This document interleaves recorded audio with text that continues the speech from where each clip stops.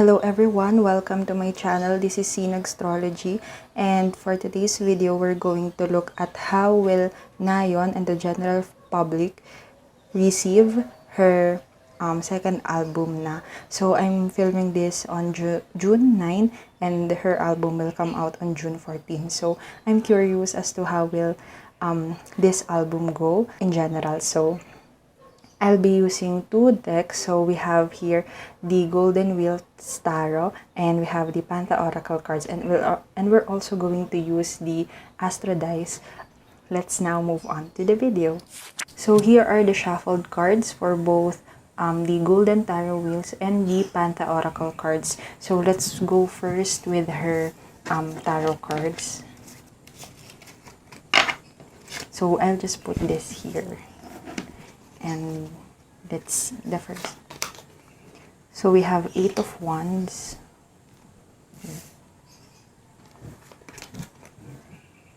2 of Cups in reverse, Page of Swords in reverse, and 5 of Swords in reverse. So this is Na-yeon's feelings after her album released.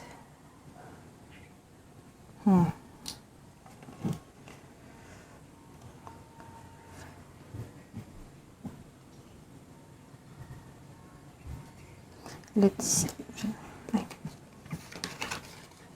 Perseverance, 7. So we have challenge, endurement, resolution. We have number 28, promise, responsible, confirmation, assurance. And number 41, idea, inspiration, suggestion, vision.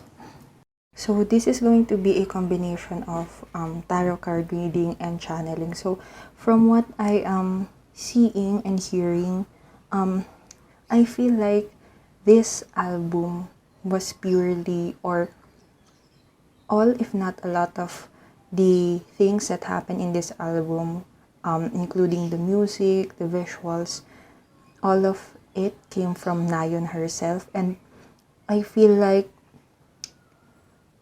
Na-yeon feels like she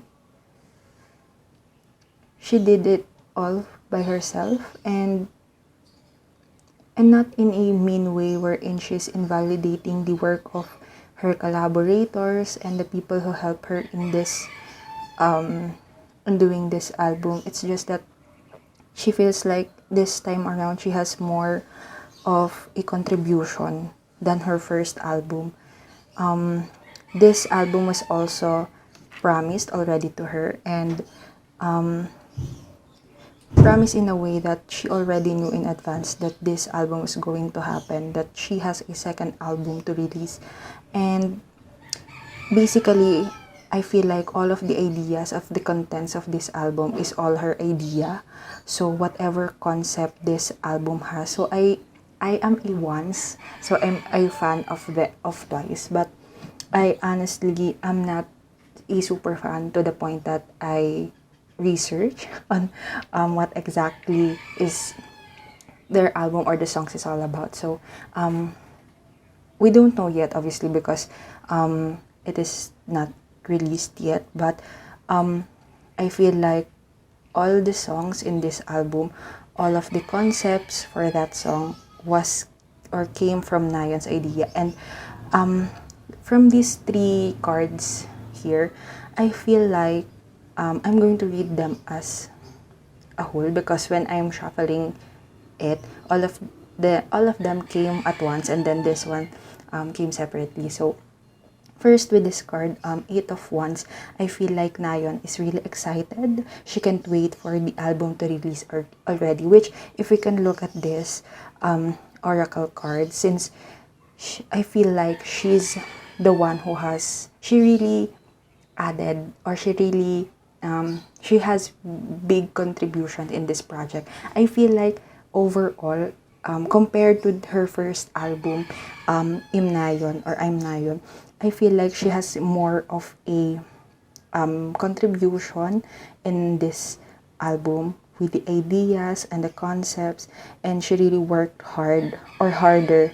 It's not that she did not work hard before, but this time around she worked really harder, and I think it's because she now knows how to do how to be a soloist, because I feel like during her first album, she's still not sure. She's nangangapa. She's not sure of how to do things because she's the first soloist in Twice, right? So for 7 years, she was used to being with the 8 other women, but now she is doing things by herself. So basically these 3 cards just tells me that this one she's more, or she feels like she really did this by herself, like she did not rely too much on others. For example, lyrics, like she's the one who wrote the lyrics, or she has a contribution with the lyrics and the composing and the yeah. And I think it also adds that in this album she only have, I think, one featured artist, so Julie from Kiss of Life, while in the first what do you call this, in the first album, I think she has 2 or 3, I forgot. But anyway, basically this spread says what Na-yeon feels about this album. So she feels like this is hers, like she really did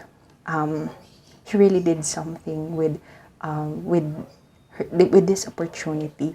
And yeah, so confirmation from the Astro Dice. So we have the 7th house, Leo, and Mercury.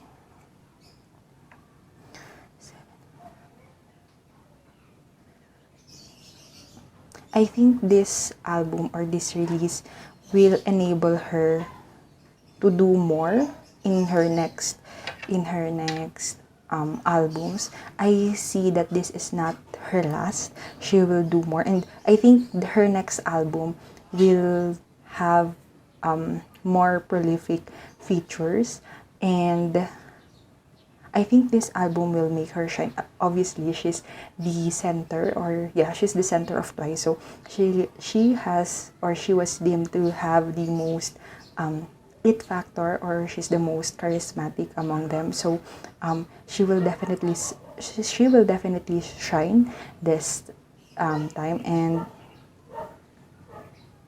I feel like in one of her songs she's going to talk about fame. I'm curious about that. She'll talk about fame, and I feel like the songs in this album, the lyrics will be more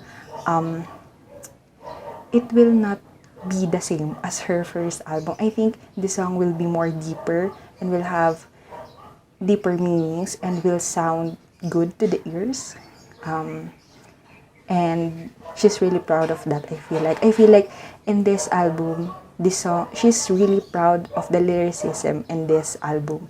So we'll see and we'll look at that once this is released. Okay, so this next one we're going to see about, or we're going to see how the general public will receive the second album of Na-yeon. So let's look at the tarot cards first. We have 2 of Swords upright, 6 of Cups in reverse, and 7 of Swords in reverse. For the oracle cards, we have number 29, Reservation, Desire, Worth, Extravagance. 42, Good News, Encouragement, Miracle, Surprise. 64, Merit Making, Goodness, Humanness, Morality.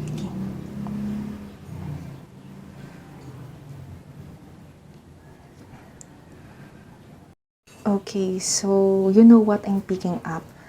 I feel like this album, or the songs in this album, will be so different from what people's expectation are.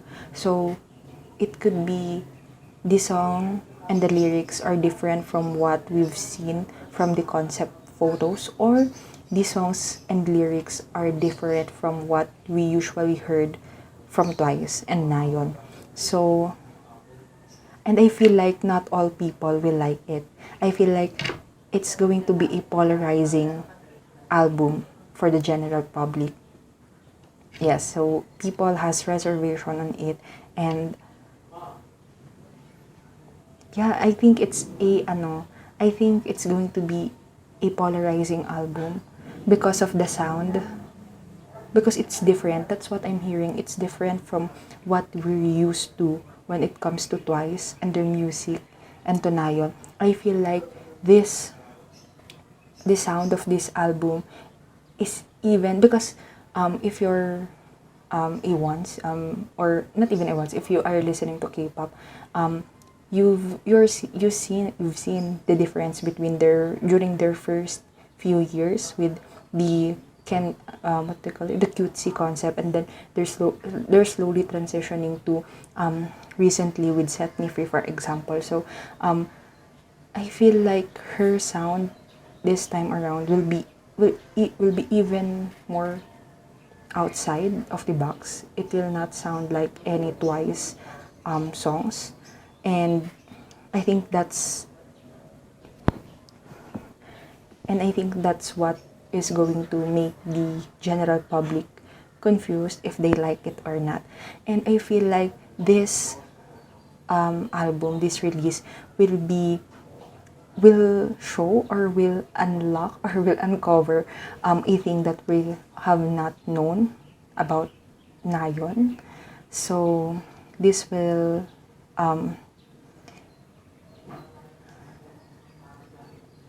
yeah.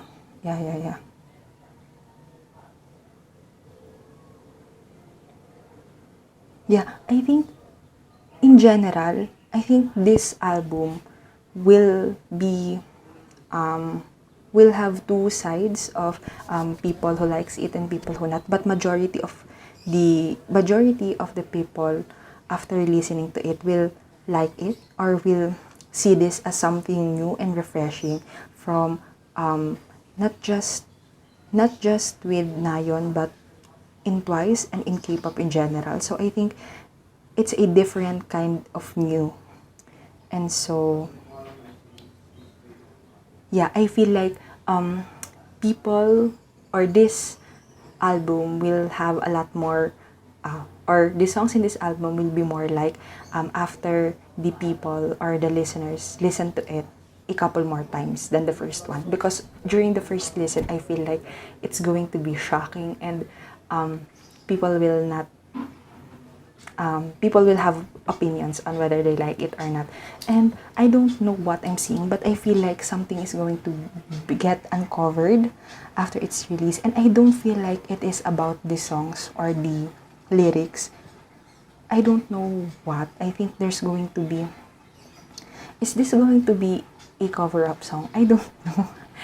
A little bit of a conspiracy, but I don't know. I feel like this song is or this album, when this album is released, something will come up or something hidden will, yeah, I don't know how to phrase it anymore or say it, but something will show, something will come up, something that will, because the Seven of Swords, there's thievery in here, right? So when it's reversed, at least when I read it in reverse, it means that people who thieves will be exposed. So that's how I read it. So something will be exposed after this album is released. So yeah, so yes, let's look for the astral dice for confirmation.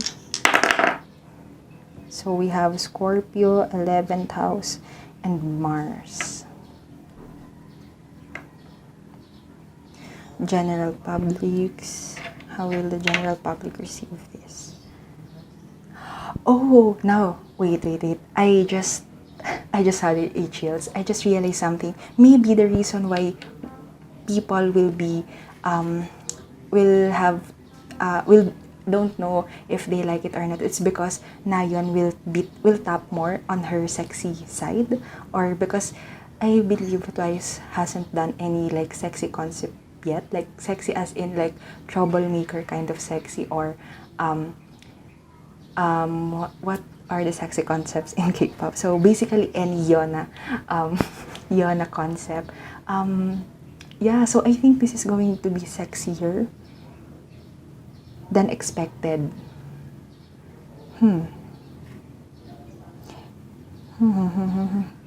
That's why people are don't know what to feel about it, because Nayeon, or when Twice debut, Nayeon was young. Well, she's not really young as in like chewy young, but she's she's cutesy, and I think a lot of people were used to her being the cute one. So when she's in this sexy persona or sexy concept, it's kind of shocking to a lot of people. And I feel like the discussions will go on whether whether sexy concept fits with Nayeon's persona or not.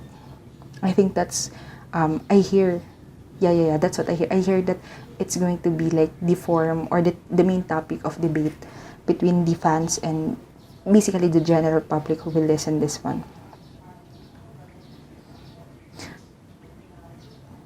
I feel like that Nayeon's guy fans will like this more.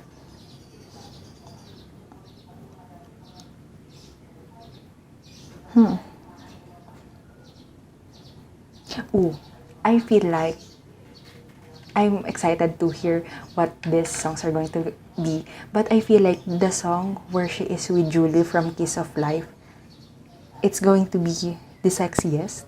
And I feel like we should already have known that from the get-go, because of Julie. And as we all know, my what do you call it?